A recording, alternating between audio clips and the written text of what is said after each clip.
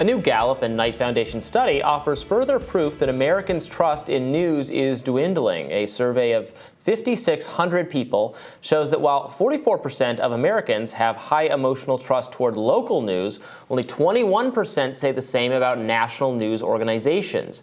That data also reveals that favorability about the media is at its lowest level on the record. Majority of Americans, 53% to be exact, hold an unfavorable opinion compared to about a quarter who hold the media in high regard. And more bad news for the cable news industry at large.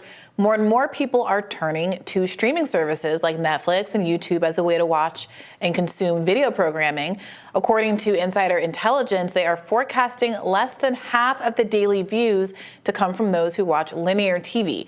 The situation for traditional TV has also become more dire because advertisers are flocking to digital streaming services, given that viewership in digital is trending upwards. Yeah. Well, I'm glad to hear that more and more people getting their news from YouTube where they should be getting it. Yeah, I mean, there's no surprises here for us. It is a little curious to me that there haven't been more, meaningful moves by big cable to try to figure out how to staunch the bleeding. Yeah.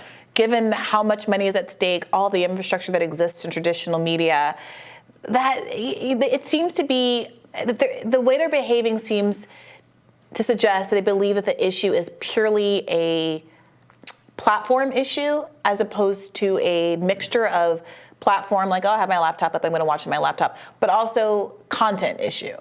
And that because there hasn't been very much experimentation with reformatting shows or putting different kinds of content on linear TV. Because the content is being consumed in greater numbers than the viewer numbers for, like CNN suggest, because there are clips of it on YouTube and on Twitter that are going viral. Yes. But they haven't, they're not monetizing that or they're maybe to some small degree, but not enough. But it is being consumed. They just haven't figured out how to deal with that. Fox is Fox, although they have better numbers for people actually tuning in, watching the network on television, and then they have the effect of their clips are going viral on YouTube, on Twitter, and elsewhere. And on the flip side of that, you have people who have always found their home on the internet being disadvantaged by the algorithms that are favoring the corporate media on even places like YouTube, which is deeply frustrating because they want to have it both ways in all of the places. At the same time, you also have people like Elon Musk seeing that there's potentially an opportunity to allow people to monetize their videos on Twitter, hoping that Twitter becomes more of a first stop for video consumption as opposed to a site that shepherds you to other places on the internet. And that could potentially change the dynamic in a really interesting way, since so many people really do go viral first and foremost on Twitter.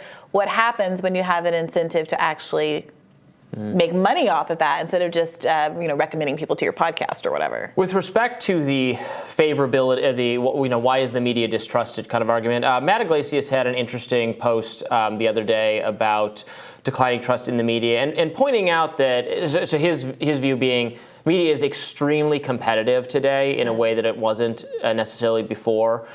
He talked about how, imagine the major media organizations, the newspapers and et cetera, colluded to cover up that FDR was in a wheelchair, that JFK's affairs and drug addiction. That could never happen today. There would never be an agreement among the New York Times and the Washington Post and Fox News and CNN and MSNBC and the Atlantic to not cover some scandal involving a political figure. It's not possible. Under Biden? No. Someone in there, someone in the group is going to rat out the rest of them.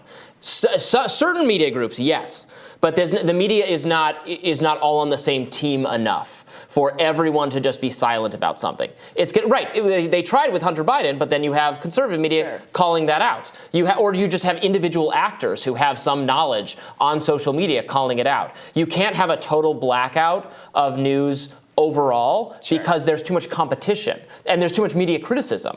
They want, Fox wants to go after the New York Times for ignoring the New York Post story, and vice versa. Media Matters wants to go after Fox for saying something, and CNN and MSNBC are going to pick it up. It's so cutthroat that that can actually be an advantage and is not necessarily a sign of declining quality in some of the content. So we never. So I think he's cautioning against, and I always agree with this, we should be wary of looking at some era in the past with, rose-tinged glasses. I mean, the media caused the Spanish-American War by printing lies about the destruction of the Maine. There's I think there's yellow journalism. Local newspapers they were called the whatever Democrat or whatever the Republican because they were explicitly partisan. Well, I was going to say that I think another part of the issue is that a much bigger percentage of news is opinion news now. So it's always going to be difficult to gain the trust of a majority of the public if the public is basically split 50-50 down partisan lines and you're constantly giving a partisan opinion about things.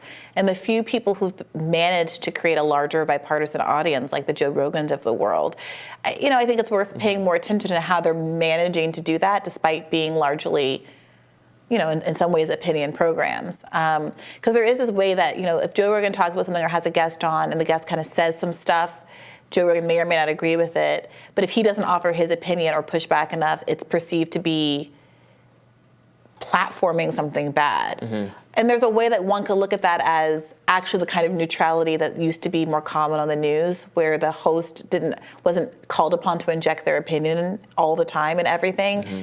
And there's a delicate balance. Obviously, you don't want people saying things that aren't true, targeting groups hatefully and all of those kinds of things. But it is interesting to think about whether or not there's a relationship between the kind of financial impulse to have more opinion news because people click on it and it's more popular, and the trade-off being that the news organizations as a whole just aren't as trusted anymore. Mm. Yeah, I don't know if that's the case. I mean, I don't know that there was always a rigorous differentiation between news and opinion content in the past. I mean, like in the example I was just with the newspaper coverage of the Spanish-American War, right? Yeah, there are pictures going up on the front page, ostensibly connected to news reports that are just wildly distorting. But if we're talking linear news, we're talking about cable. What we're talking about is figures like Walter Cronkite. The idea that you only had a handful of channels and everybody sat down and watched some guy in a suit credibly dish the facts. And that world only existed for a relatively short period in American history in the first place, the advent of the television until maybe the 70s or something. But I think that is what people are thinking of when they imagine a world that was less divisive, that there was somebody they could turn on and get something straight, and also understand that most of their peers are watching the same content. And now, especially with the digital content, it's just it's a free-for-all. People that I think are very, very famous are completely unknown to somebody else. I just discovered who Mr. Beast was a year ago. He's the most popular content creator. I discovered who he was 8 days ago.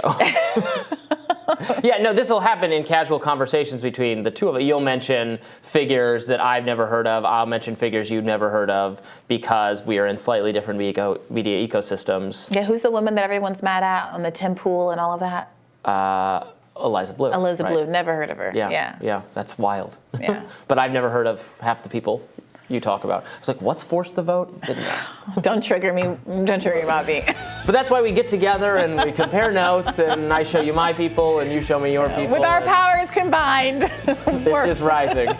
We're rising after this.